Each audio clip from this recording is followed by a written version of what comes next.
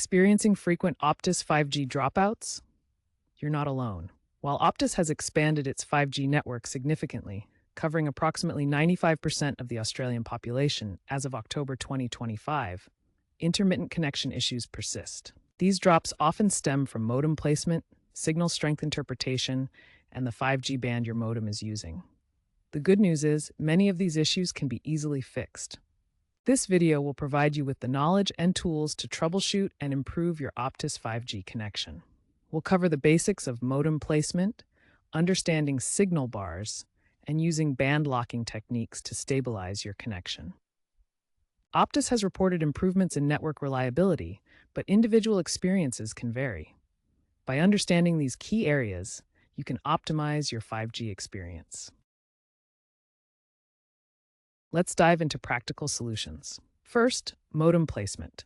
5G signals, especially higher frequency bands, weaken significantly over distance and through obstacles.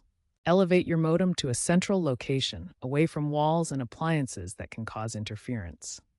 Avoid placing it near microwaves or other devices operating on the 2.4 GHz frequency. Second, understanding signal bars. More bars don't always mean faster speeds, but they do indicate signal stability. If you're consistently seeing only 1 to 2 bars, your connection is likely to drop. For more precise metrics, use apps like Optus My Account or third-party tools to monitor signal strength, RSRP, and signal-to-noise ratio, SNR. Finally, band locking. Optus uses different 5G bands like N78 for speed and N5 for coverage. Locking your modem to a specific band can prevent it from switching unnecessarily and causing drops. Android users can typically access band settings in the network menu, while iOS users may need to use developer mode.